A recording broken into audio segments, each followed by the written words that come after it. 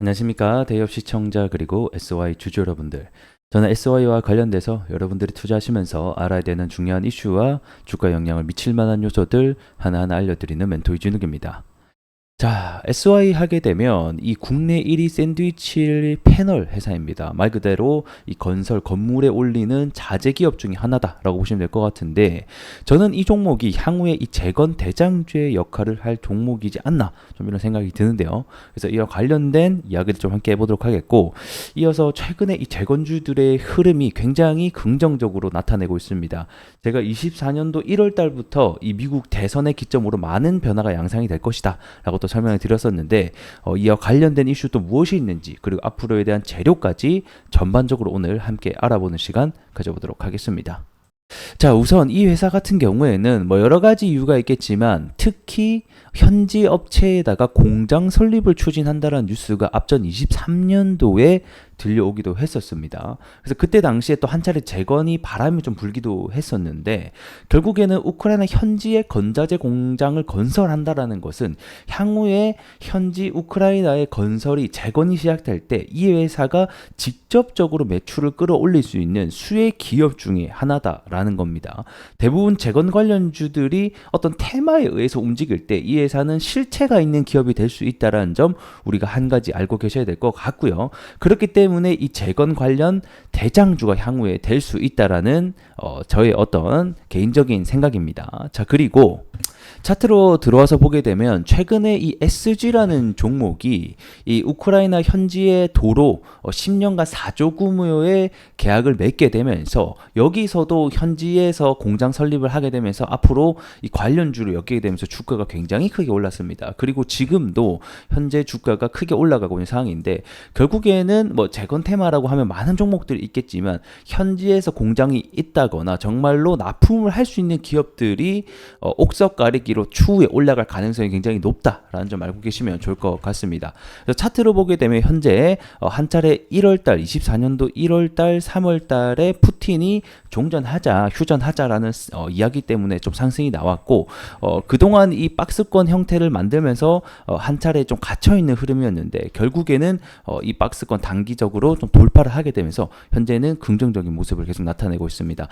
중장기적인 추세를 보게 돼도 계속해서 저점을 들어 올려가면서 이 긍정적인 흐름을 나타내고 있다는 점 다시 한번 더 말씀드리겠고, 최근에 올라온 재건 관련주들이 대부분 하락을 이어져 오다가 단기적인 반등이 나오고 있거든요. 뭐 대표적으로는 어제 데모가 관련주 대장이었죠.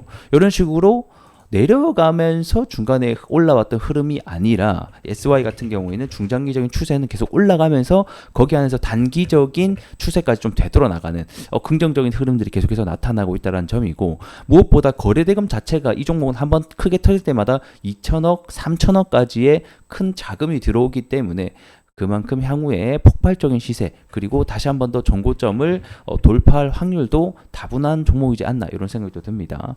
그리고 또 하나의 이슈를 하나 더 살펴보게 된다라고 하면, 최근에 이 금리 인하가 예정되어 있는 만큼 이 건설 시장이 회복기로 좀 돌아설 것으로 전망이 되고 있기 때문에, 향후에 건설 회복이 같이 좀 이루어진다라고 하면 SY 종목, 이 회사 충분히 관련 또 수혜주로 엮일 수도 있다, 이렇게 설명을 드리겠고, 이제 우크라이나 재건과 관련된 이슈들도 함께 좀 살펴보도록 하겠습니다. 자, 재건 이슈 좀 살펴보도록 하겠습니다. 며칠 전에 이 트럼프와 젤렌스키가 5년 만에 통화를 마쳤다라는 소식이 들려오면서 이 재건주들의 대거 큰 상승이 들려오기도 했습니다.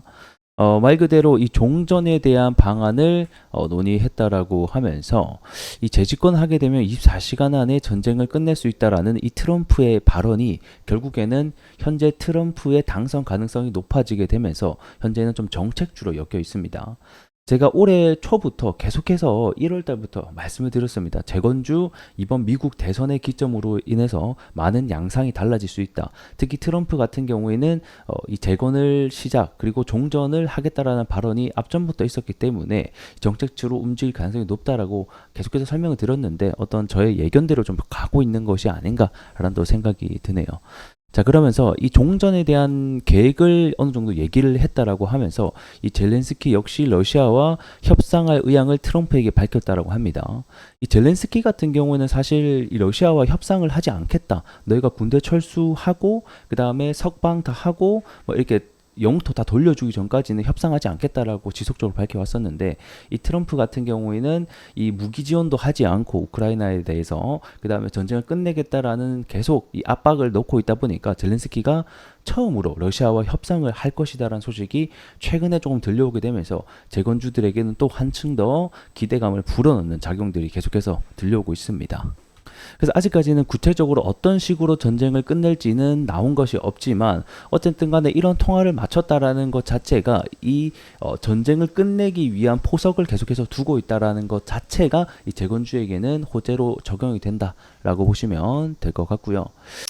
아마 트럼프 같은 경우에는 지금 현재 러시아가 점령한 지역의 일부를 좀 주고 그냥 다른 지원을 우크라이나에게 좀 해주는 방안을 또 생각을 하고 있지 않나, 그렇게 생각이 들고요. 앞전 2014년에서도 러시아가 점령 지역 여기죠. 여기 크림반도와 이쪽 같은 경우에도 사실상 결국 넘겨주고 전쟁을 끝냈단 말이에요. 그렇다 보니까 이번에도 좀 비슷한 흐름의 양상이, 뭐 전체는 아니더라도 일부는 러시아에게 넘겨주면서 우크라이나에게 미국이 다른 방향으로 지원해주는 이런 계획도 나올 수 있다라는 점도 알고 계시면 좋을 것 같고요. 그 다음에 이슈를 하나 더 보게 되면, 우크라이나 외교장관이 23일이면 오늘이죠. 오늘부터 26일까지 이 중국을 방문한다라는 소식, 휴전에 관해서 또 논의가 있을 거라는 소식이 한층 더 들려오고 있습니다. 이렇게 연달아서 재건에 대한 호재가 터지면서 결국에는 싸움의 당사자인 이 러시아와 그 다음에 젤렌스키 모두 다 현재 전쟁을 끝낼 분위기를 나타내고 있고, 그 옆에 우방국들도 이제 전쟁 그만 끝내라, 3년 넘게 하고 있으니까 그냥 더 이상 피해는 없게 하자, 이런 식으로 부추기고 있는 상황이라고 합니다. 그래서 보게 되면 이 왕부장 같은 경우에는 이 전쟁이 확대되지 않고 격화되지 않으며 이 긴장 고조를 부추기지 않는다라고 하면서 이 조속히 합의를 하고 평화회담 재개를 위한 여건을 조성해야 된다라고 강조를 하고 있습니다. 그래서 아마 현재 11월 미국 대선에 11월에 있는데 이 평화회담도 같이 이때 열릴 것으로 예정이 되고 있죠. 근데 지금까지 열렸던 1차에서 4차까지의 평화회담 같은 경우에는 문제가 뭐다? 이 당사자인 러시아가 전혀 참여를 하지 않은 상태였는데, 이번에 평화회담 같은 경우에는 러시아와 그 우방국인 중국이 좀 참여를 하는, 전반적인 이 종전에 대한 한 발자국 더 가까이 갈 수 있는 계획들을 지금 마련하고 있다라고 얘기를 하고 있기 때문에, 우리가 이러한 미국 대선 11월이 있을 때까지는 이 정책주로서 움직일 가능성이 굉장히 높다, 이렇게 보시면 될 것 같습니다. 그래서 마지막 젤렌스키가 한 말을 좀 보게 되면, 자, 전 세계 대다수가 지지할 전쟁 종식 계획을 보여주는 것이 우리에게 매우 중요하다라고 얘기를 하면서, 이 몇 달 내에 열릴 두 번째 우크라이나 평화 정상회담, 여기가 바로 현재는 11월 달로 현재는 예정이 되어 있습니다. 그래서 이 전쟁과 관련된 끝내는 세부 행동 계획을 준비해야 된다라고 밝혔다라고 보시면 될 것 같아요. 자, 다시 차트로 돌아와서 아직까지 일정이 굉장히 많이 남아있고 11월 기점으로 많은 양상 변화가 일어날 것이기 때문에 그와 관련해서 우리가 좀 기다려보자, 이렇게 한 차례 설명드릴 수 있을 것 같고, 단기적으로는 좀 해당 추세를 밟고 지금 현재 가고 있기 때문에 뭐 여기서 바로 올라갈 수도 있고요, 아니면 한 차례 이렇게 추세선을 좀 조정을 받았다가 또 올라갈 수 있다는 점 알고 계시면 좋을 것 같습니다. 우리 SOI 관련해서도 앞으로 중요한 일정이나 자료가 나오게 되면 여러분들에게 안내해 드릴 테니 전 또 다음 영상에서 인사드릴 수 있도록 하겠습니다. 고맙습니다.